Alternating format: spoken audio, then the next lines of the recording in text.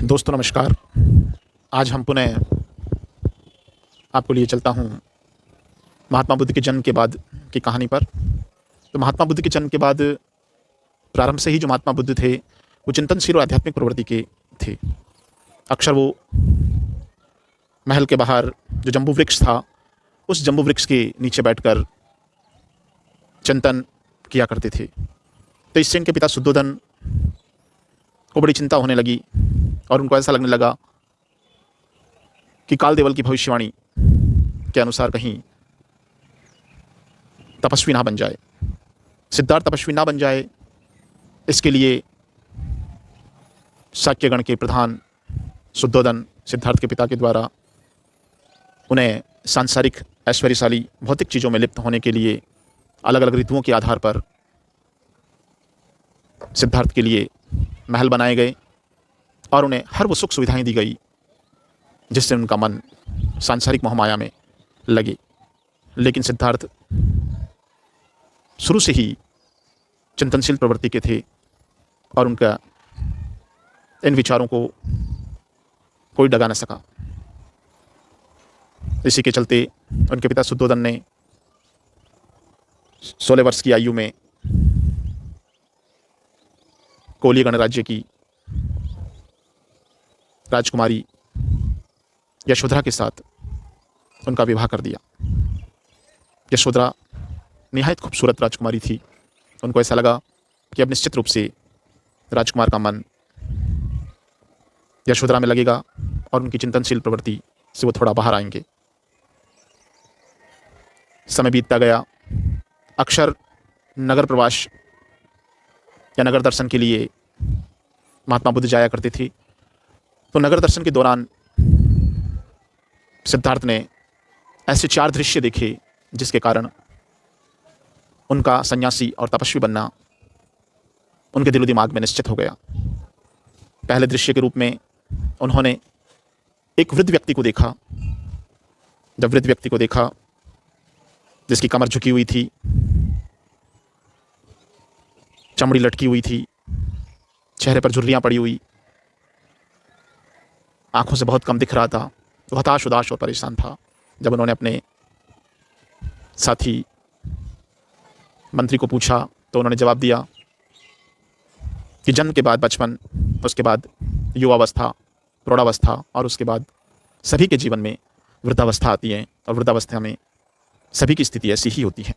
दूसरे दृश्य के रूप में उन्होंने एक रोगी व्यक्ति को देखा जो कि कोढ़ से पीड़ित था, अपने दर्द से करहा रहा था, परेशान था। तब उनको बताया गया कि किसी भी स्वस्थ व्यक्ति को किसी भी प्रकार का कोई भी रोग कभी भी हो सकता है। कोई भी व्यक्ति किसी भी प्रकार की व्याधि से पीड़ित हो सकता है। मैं महात्मा बुद्ध ने जो वृद्ध व्यक्ति को देखा तो वृद्धावस्था के बारे में उन्हें पता लगा, तो इससे भी बड़े चिंतित हुए, दुखी हुए। तीसरे दृश्य के रूप में उन्होंने एक मृत व्यक्ति की अंतिम यात्रा को देखा। जब उन्हें पता लगा कि इस जीवन में जो भी व्यक्ति पैदा होता है उससे निश्चित रूप से मरना ही पड़ता है, अर्थात जीवन झूठ है, मौत सच है। तो इससे महात्मा बुद्ध बहुत अधिक परेशान हुए, चिंतित हुए, दुखी हुए। चौथे दृश्य के रूप में उन्होंने एक प्रसन्नचित्त मुद्रा में अपने हाथ में तंबूरा लिए हुए गाते बजाते एक तपस्वी सन्यासी या फकीर को देखा।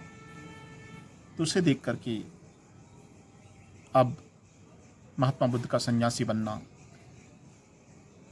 या उसकी विचार निश्चित हो गए।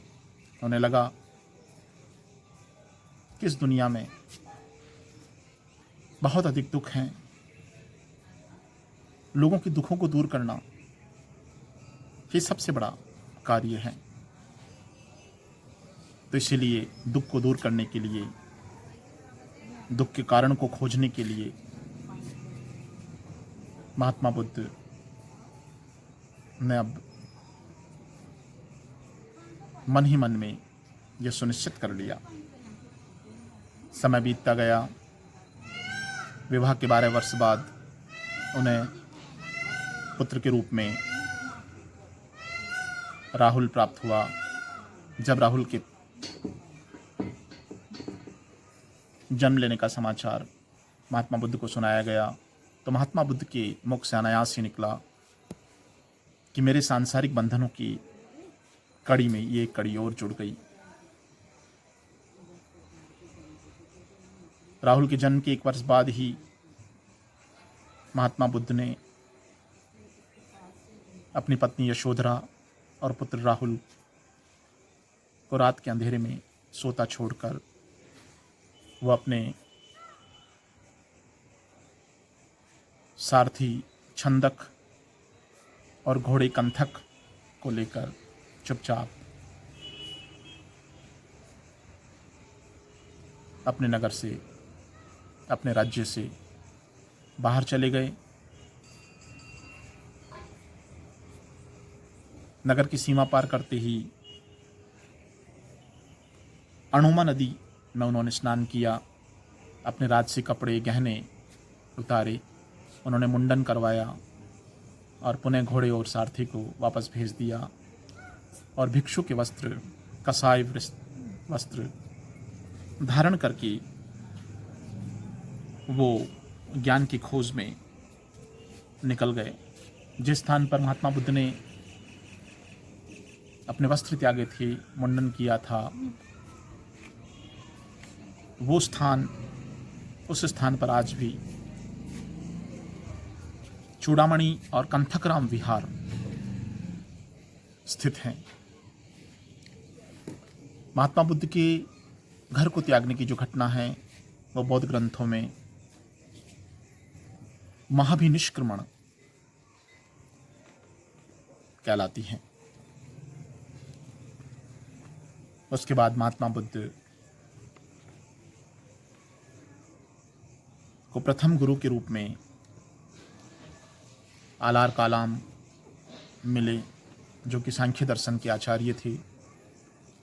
उन्हें प्रथम गुरु बनाया, लेकिन वो भी महात्मा बुद्ध को संतुष्ट नहीं कर पाए। तो उसके बाद में राजगृह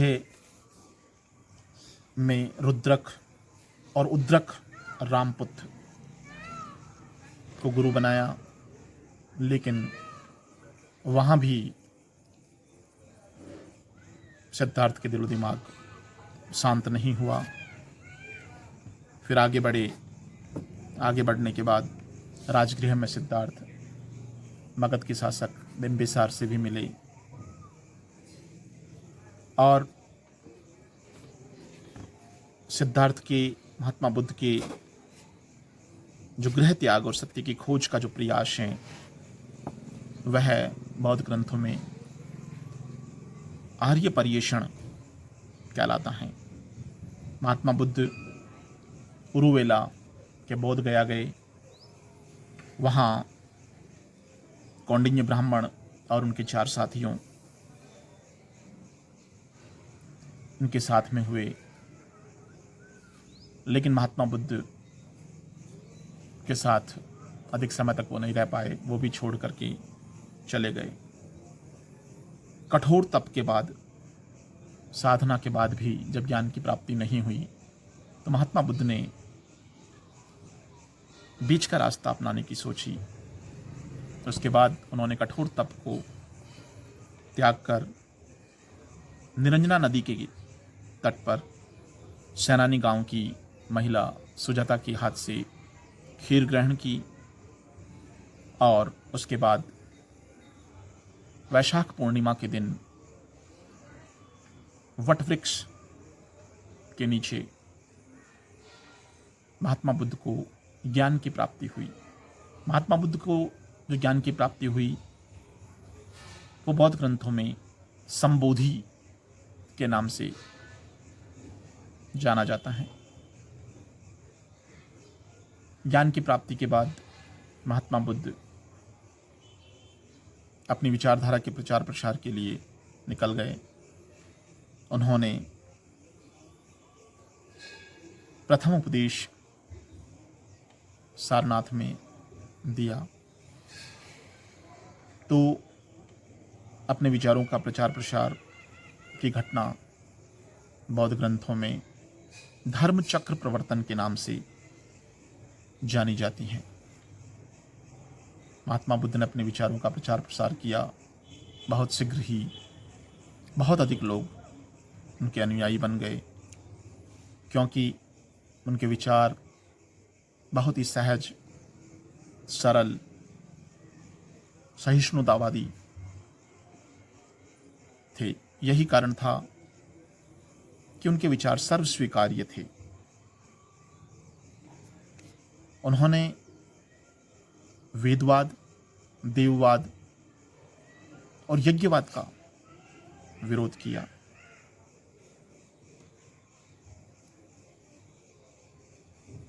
समाज में चातुर्वर्णीय व्यवस्था, जातीय विभेद, बोझिल कर्मकांड, इन सभी का विरोध किया। उन्होंने एक मध्यम मार्ग अपनाया और उनके सहज और सरल मार्ग के कारण ही बहुत शीघ्र ही, बहुत ही कम समय में बहुत अधिक लोग उनके विचारों से प्रभावित हुए और उनके अनुयायी बन गए। आज के लिए इतना ही पर्याप्त है। आगे के भाग में हम महात्मा बुद्ध के ज्ञान का प्रचार प्रसार और उनके महापरिनिर्वाण की कहानी पढ़ेंगे। और अधिक जानकारी के लिए मेरे चैनल को सब्सक्राइब कीजिए, लाइक कीजिए, शेयर कीजिए, कमेंट कीजिए। धन्यवाद। जय हिंद, जय भारत।